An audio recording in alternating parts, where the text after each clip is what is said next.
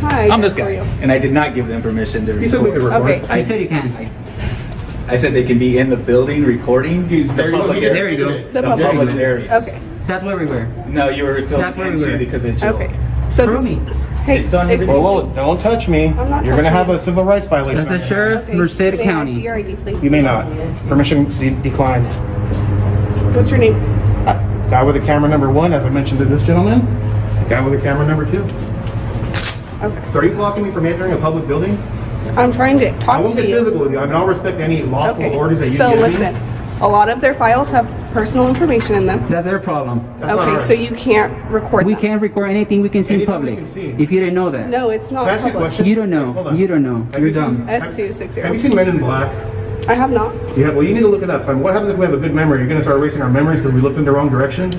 We can record anything we can. Those cameras in there are public record. I can do a public records request for every Can you camera start in this there. way? Buckle up, guys. Today we're going to witness a confrontation that escalates instantly. What starts as a simple recording turns into a tense face-off when physical boundaries are crossed and rights are challenged. The man holds his ground, warning of a civil rights violation, while the officer pushes back. In just seconds, the tone is set. This isn't casual. This is a battle over authority, control, and the limits of public access. Hey, Mr. Hemming. I'm good. Board. I got a sheriff deputy here from Merced County. Her name is Dietz or Dietz. She's making a big deal, and she's probably gonna try to get us arrested. S260. Because we're at the Human Services Agency, and they're making false claims that we enter for stricter Who are you talking areas. to? Actually, my And paralegal. if it's under threat of arrest, we will leave. You wanna tell her It's only something? Threat of arrest. So if they want you to leave the property, just leave the property. You're found on property when they get there. Then the argument is, well, where'd they find you? They found you in a place where the public is allowed to be. They didn't find you in a place where the public's not Exactly. allowed to be. Yep. So you're in an open lobby. So if you'd like them to leave the lobby, they'll leave the lobby, but tell them why they have to leave. You know, if it's not, is the area not open to the It can't just public? because they don't They're like being what we're asked doing. to leave the lobby because they're recording people's files. Says who? Says them. They How said can they have. record people's files from the lobby. Did Okay. you see them record? Or did you see them recording anything, or you just walked in with a camera on? She's citing them already. Here, the situation shifts from raw confrontation to calculated strategy. The cameraman reaches out for guidance, bringing in a legal perspective that immediately strengthens his position. While the officer stands firm, the conversation exposes cracks in the reasoning behind the enforcement. It's no longer just about being present. It becomes about whether the law actually supports what's being demanded. I'm not citing them. You are. You are. I asked No, what she's was just, going on. she's just connecting. She's connecting investigation. She's probably going to fill out a field information card. She didn't see you doing anything. There's no evidence to support they claim that you guys did anything. But what they are saying is you're disturbing the peace. So if you're disturbing the peace, then leave. But we were walking peacefully. We didn't that's say a what you word till should they be approached us, just so you articulating, know. is that your presence is causing a disturbance, I'm and actually they'd like conducting for you to business leave. Now the whole accusation of documenting other people's You're not privileged stupid, information, that's a lot. That's not a reason. So You're really like a look stupid creative and say, hey, they don't want you here because you're disturbing them. Then you leave. But you don't sit there and lie about it. Yep. Have some respect for your position. Do some That's for you. legwork and be creative. Don't dishonor your position. Don't dishonor your badge. Don't do that. But if there's an issue that Well, they're you should tell them creating, that All they I've have a right to asked, be Gentlemen, here. all you I've have to asked your leave. clients is for a form of ID. She wants to ID us. Okay, Like, but you understand the law, You know right? They California law, they don't have to give any ID unless you're going to arrest them. are you gonna arrest me? I'm still investigating. Now the tension sharpens as accusations collide with reality. The claim that private information is being recorded is challenged head-on, and the lack of evidence becomes obvious. As the officer leans on disturbance claims, the counterargument dismantles it piece by piece. This moment highlights a critical shift. Authority is being questioned not emotionally, but logically and publicly. And even She's still then, we investigating only have because to she's give too dumb ID to for- realize what we're doing. You Just can't let her arrest us for not investigate. IDing. That's a secondary that? charge. It's not a charge, dude. There's case law against that. If you want to do that, go ahead and do it. All right. There's case law against that. All right. Kuroga says the otherwise. problem they were having You is don't that have- you guys they don't are have to ID recording until they go to behind their Boot desk. Camp. We don't have You to know ID. that, and if you don't know the Okay. law, go talk to your. So are you go guys talk to your gonna leave the boss. property? Kuroga says you don't have. They don't have to ID We don't have to until leave. they go to Well, Boot let me Camp. ask you this: is it under threat of arrest or is it a request? I'm not threatening to do anything. So if I walk Are in, you guys gonna go back into that building? Maybe. if you're not going to arrest me and violate my civil rights, The yes. problem that they're having is they don't want you inside their lobby. Their feelings do recording. not trump our rights. Then leave the lobby. Then walk Ma'am, outside the lobby. what if I had a purple shirt on? They didn't like it. Can they ask me to leave because I have a Why? purple shirt on? Don't you listen to what No, your but lawyers there's not a difference. my lawyer. You're wearing your garments different than your activities. There is a valid Their excuse for them to ask you to leave. clients They can't. have the right to privacy. They can ask, but we can decline, ma'am. With all due And you respect. can get arrested. And then you can get And they arrested have the for right to failing follow refuse the to- They have the right to. lawful order. We're not asking for service. Our business that we're conducting here, which This is is lawful, their. ma'am. A bond leave. Things escalate further when identification is demanded. What follows is a firm refusal backed by legal understanding, turning the pressure right back onto the officer. The repeated question, "Are you going to arrest me?" forces a moment of hesitation.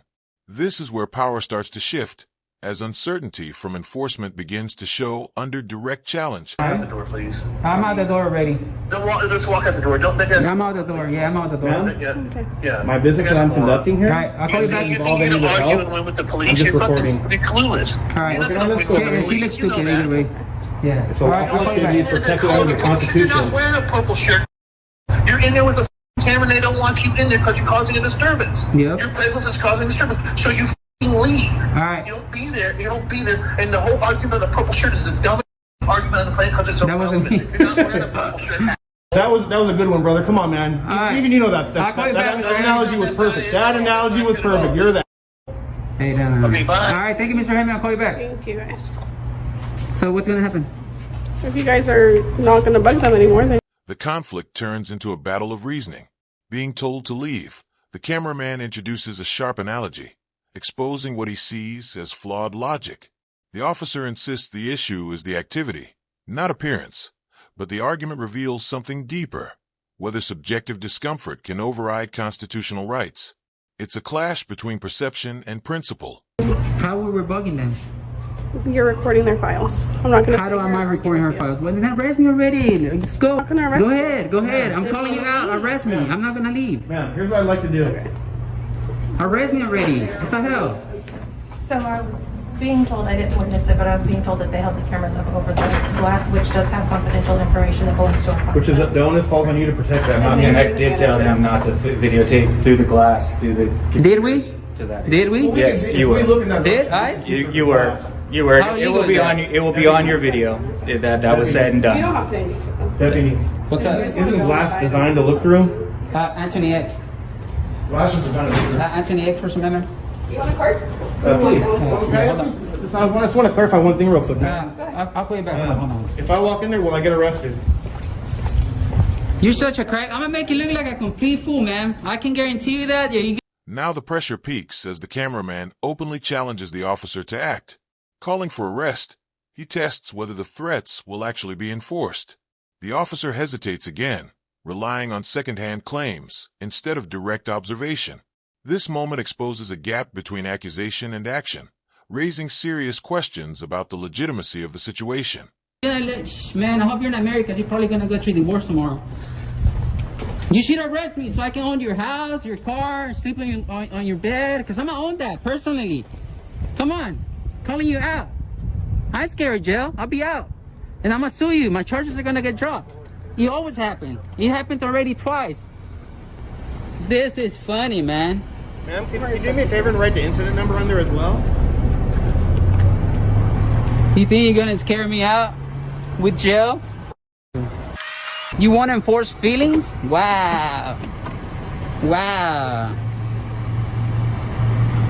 This isn't my first rodeo, like I told him. This is like my 3,000 video that I done on people like you, man. Sorry, brother, but your lawyer's a clown. He got me. Thank you. With the incident number? Yep, I'm gonna get all those radio conversations that we're having. I hope they record all that. I'm gonna get your camera footage. I'm gonna get all your emails. I'm gonna get all your pictures on your phone. I'm gonna do a sick public records request on you. I'm gonna do a sick public records Guys, request if on you you. can just not go back in A public records request that no one has ever done on you, I'm gonna do it to you. I'm gonna pull everything out on you. So I just want to clarify one thing. So like, here's what The tone shifts sharply here, moving from legal debate into personal confrontation. Emotions rise, and the cameraman doubles down with aggressive statements and warnings of legal consequences. While the delivery becomes intense, the underlying message is clear.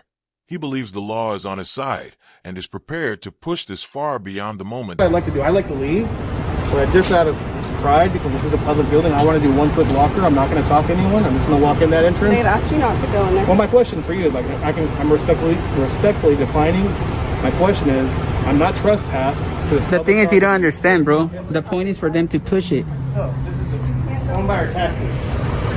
So my business, let me explain this to you, is the First Amendment, freedom of press. I'm working on the story that the First Amendment trumps any penal codes, any statutes, any rules, any regulations.